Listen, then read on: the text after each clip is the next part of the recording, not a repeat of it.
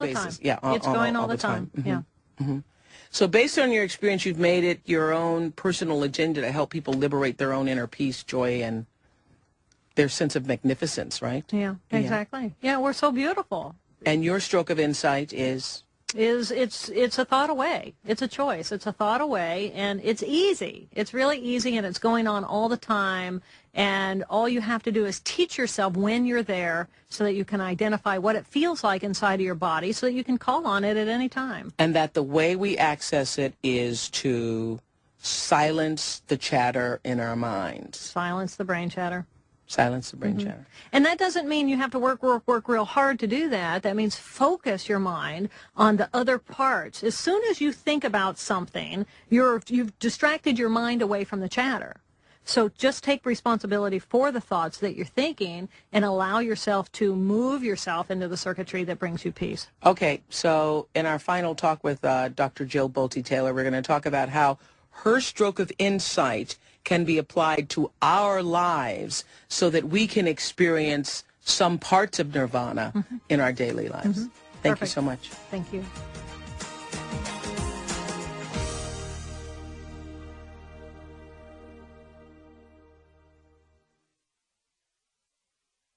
And Dr. Jill Bolte Taylor is here. Dr. Jill Bolte Taylor is a living, breathing example of being able to experience the power of now. She did it, unfortunately, through a massive stroke that happened to her in 1996. Took about 8 years for her to recover, but she's written a book called My Stroke of Insight because she remained cognizant the whole time, conscious of what was happening to her as the left hemisphere really deteriorated. She lost her left mind, but the right part of the brain remained, and we've been having some very fascinating conversations. But I'm telling you, you can read this book in one session, and you'll want to pass it on to your friends.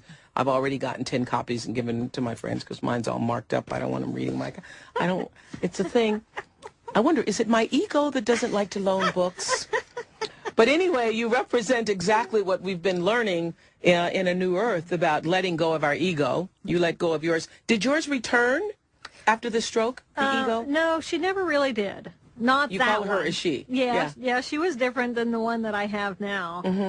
You know, to me, people say, you know, can you go back to that space? And it's like, I'm always in that space of where I went. I had a whole mind, I lost half of my mind, and then I had another whole mind, but it was only in the right hemisphere. But I was still a whole person. And then in the recovery process, I gained those skills, but I still retained what I had been before. So I am now who this round two person instead of the first time around. Right. Yeah. So it is our left hemisphere, which you had the stroke in, that causes us to have the judgments and the fear. So the reason this all happened to you and you were not afraid during the whole process is because that part of your brain had also gone, was hemorrhaging. And the reason why you had no judgment of yourself or other people, because that part of it's gone. Exactly. So I was perfect and whole and beautiful just the way I was, even though I couldn't walk, talk, read, write, and had no recollection of my life and drooled. Did it change the way you now see other people who are disabled? Absolutely. Absolutely. When I look at people, I don't see them as disabled. I see them as different. Because they have lost something, some ability, that is no longer inhibiting something else. So now I look at them with curiosity about what have they gained. That is amazing. Yeah, it's just a different way of perceiving people. Did you keep many of the old friends? I did. You know, I was very fortunate that people who love me for who I am. And my whole environment shifted, though, because I was in Boston in the Harvard system when the hemorrhage happened. And so I had that flock of friends. But I had come from Indiana, and I still had that flock of friends. And so then when I came back to Indiana, that flock of friends I still had. So, yeah, I didn't lose friends over it. Was this difficult for any of the transition, different from any of your friends? Because they had to learn a new you.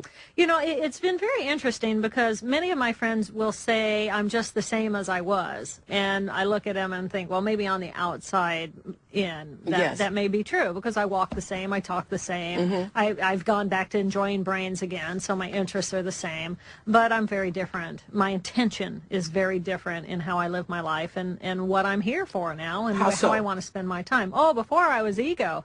I was climbing the Harvard ladder. I was winning the awards and I was doing my work, and oh, it was so important and I was so important and it was all, so important.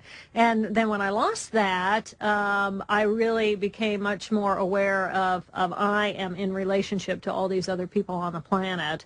And what I was doing was important, but other people can do that. My focus now is more with more compassion, trying to help us recognize that we are more whole human beings and that we are connected to one another.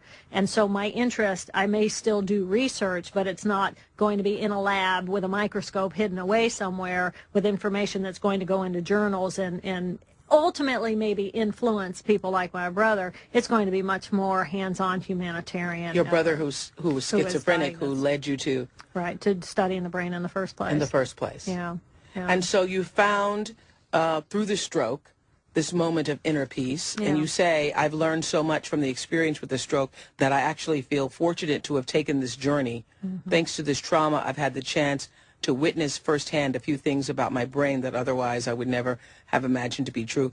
One of the things that you found was a sense of inner peace and wanted to hold on to that inner peace. Was it hard to, because you describe in the beginning of the book and in the beginning of our talks here, you described this place of nirvana, and even today I had an epiphany during the process of talking to you when I realized, even more so than reading the book, what that must have been like when you have no identity other than I am life. Right.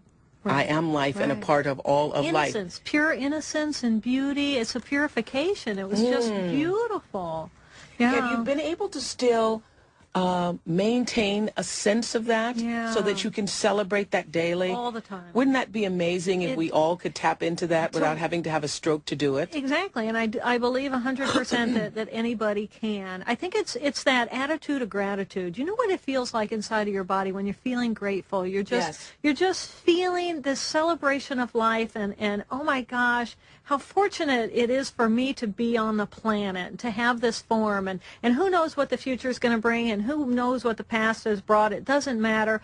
All I have is right now, and I'm celebrative, that gratitude, and that to me is the power of now. That is that experience of being in the present moment, saying whatever this is what's important, and I can see energy radiating life, and who knows what tomorrow will bring, but it doesn't matter. Well, one of the reasons why I wanted to talk to Dr. Jill Bolte Taylor is because in studying A New Earth and talking about Eckhart's book, The Power of Now, one of the things that is so emphasized is that the only moment that really matters is now. Exactly. And what that stroke experience did for you is it shut out all the other moments except the moment you were in. Exactly. The now. Exactly. Exactly.